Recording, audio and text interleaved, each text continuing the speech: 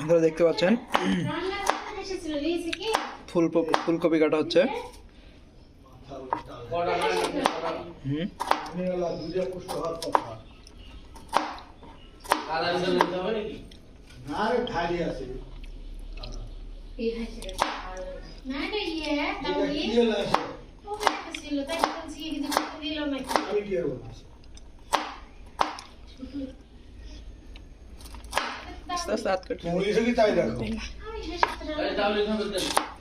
ওই হাঁসটা ভালো দাউলি ব্যবহার করা তো কাটবে এখানে, তারপরে